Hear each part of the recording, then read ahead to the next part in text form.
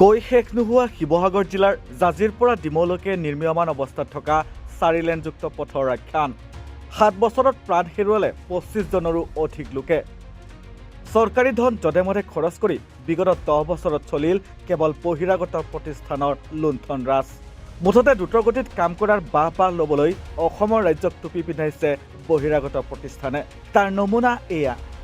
GDCL আৰু VSG নামৰ পূৰ্বৰ প্ৰতিষ্ঠানকেইটাই নিৰ্মাণ কৰা পথৰ দাঁতিৰ পকী নলা বাগৰি পৰিল। অভিযোগ অনুসৰি পকী নলা নিৰ্মাণত বালিৰ পৰিৱৰ্তে চিমেণ্টৰ লগত ব্যৱহাৰ কৰিছিল পাথৰৰ ধূলি, যাৰ ফলত মৃত্যুদূতত পৰিণত হৈছে শিৱসাগৰৰ জাজিৰ পৰা ডিমৌলৈকে নিৰ্মীয়মান অৱস্থাত থকা 4 লেনযুক্ত 37 নং ৰাষ্ট্ৰীয় ঘাইপথ। এজনৰ পাছত প্ৰাণ গৈছে আন এজনৰ। নিৰ্দেশনামূলক জাননী নথকা পথত উৱাহি নাপায় দূৰণিবতীয়া বাহনে। প্ৰতিফলন ঘটা ফলক ব্যৱহাৰ নকৰাৰ ফলত নিশা সংঘটিত হয় ভয়ংকৰ দুৰ্ঘটনা। পথ নিৰ্মাণৰ ক্ষেত্ৰত মানিবলগীয়া নীতি নিৰ্দেশনা ভৰিৰে মোহাৰি 3টাকৈ প্ৰতিষ্ঠানে নিৰ্মাণ অব্যাহত ৰাখিছে শিৱসাগৰত। নিৰ্মাণ কাৰ্যত ব্যৱহৃত শ্ৰমিকৰ বাবে যোগান ধৰা নাই কোনো সুৰক্ষা সামগ্ৰী। ধূলি ধোঁৱাৰে আৱৰি পৰা শিৱসাগৰ জিলাত এতিয়া মাত্ৰ স্বাস্থ্যজনিত সমস্যা। ৰাজ্যৰ সুবিধা অসুবিধাক আওকাণ কৰি 4 লেনযুক্ত পথৰ বাবে খনন কৰা অব্যাহত মাটি অবৈধভাৱে বিক্ৰী কৰাত ব্যস্ত ৰিগেল ইনফ্ৰা লিমিটেড নামৰ প্ৰতিষ্ঠানটো। আসলে বৰ দুৰ্ভাগ্যজনক বিষয়, যেটো 4 লেন নিৰ্মাণৰ ক্ষেত্ৰত য'ত গৰিহাগৰ নিৰ্মাণ হৈছে ৰিগেল নামৰ যেটো কোম্পানীয়ে, তাত কিন্তু ঢালাই নামত কিন্তু বালি ব্যৱহাৰ কৰা নাই, তাত কিন্তু কেঁচা ৰাজ ব্যৱহাৰ কৰা হৈছে। কিন্তু এইটো কোনটো ইঞ্জিনিয়াৰ মেথডত কেঁচা ৰাজ ব্যৱহাৰ কৰিছে সেইটোৱে কিন্তু অতি দুখ লগা বিষয়। গতিকে আমি সদৌ টাইমছ ছাত্ৰসন্থাই আমি দাবী জনাইছোঁ যাতে অসম চৰকাৰ বা গড়কপিৰ আমি দাবী জনাইছোঁ যাতে কোনটো ইঞ্জিনিয়াৰে কি ৰিকমেণ্ডেশ্যনত এই ঢালাই দিবৰ কাৰণে আমাৰ এই ডাষ্টটো ব্যৱহাৰ কৰিছে তাক আমি সুধিব বিচাৰিছোঁ। আৰু সদৌ টাইমছ ছাত্ৰই এটা কথা আহ্বান জনাব বিচাৰিছোঁ যে 4 লেন যিটো নিৰ্মাণ হৈছে গৰিহাগত, কিন্তু তাত কোনো ডাইভাৰশ্যনৰ ব্যৱস্থা নাই, য'ত নিম্ন মানদণ্ডৰ কাম হৈছে, য'ত মাটি খানি কিন্তু বিক্ৰী কৰা এটা নজৰ আহি পৰিছে। গতিকে ৰাইজে আমাক জনাইছে যে এই মাটিখিনি বিক্ৰী কৰিছে, তাৰ ওচৰৰে কিছুমান ড্ৰেইনত পেলাই তেওঁলোকে মাটি বিক্ৰী কৰিছে, কিন্তু মাটি বিক্ৰী কৰাৰ সমান্তৰালভাৱে তেওঁলোকে ৰাস্তাত যদি গুৰুত্ব দিলেন কিন্তু ট্ৰেইনে এক্সিডেণ্ট নহ'লে। কালি এটা পৰিয়াল কিন্তু নিশেষ হৈ গৈছে, 2 বছৰীয়া এটা সন্তান আছে, সন্তানক কোনে ৰক্ষণাবেক্ষণ দিব? গতিকে আমি সদৌ টাইমছ ছাত্ৰই দাবী জনাইছোঁ অনতিপলমে সেই পৰিয়ালটোক কিন্তু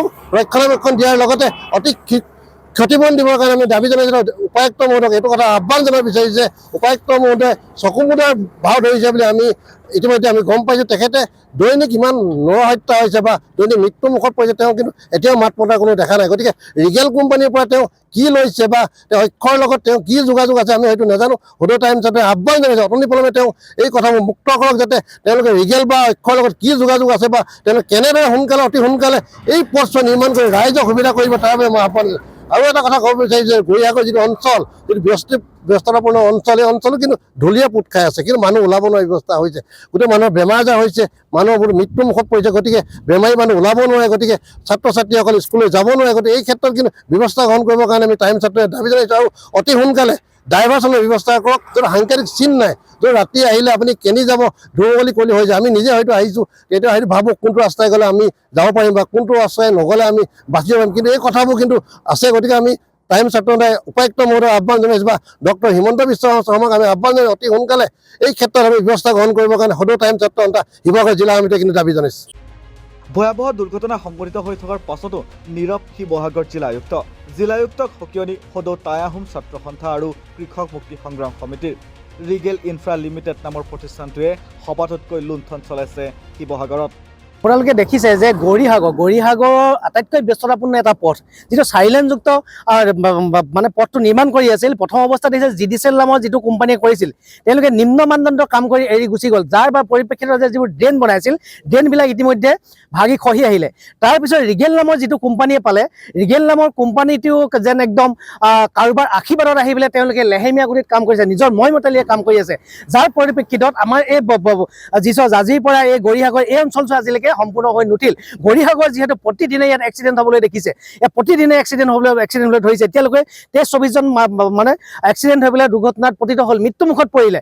তাৰপিছতো তেওঁলোকে কেৱল মাত্ৰ সোনকালে কামবিলাক নকৰি তেওঁলোকে তাৰ পৰা 4 লেনৰ মাটিবিলাক চুৰি কৰি বিকাশহে তেওঁলোকে গুৰুত্ব দি আছে। তেওঁলোকে মাটি বিকাশ গুৰুত্ব যেনেকৈ দিছে, তেনেকৈ পথছোৱা নিৰ্মাণৰ ক্ষেত্ৰত যদি গুৰুত্ব দিলেহেঁতেন তেতিয়াহ'লে এই পথছোৱাত দৈনিক দুৰ্ঘটনা নহ'লহেঁতেন।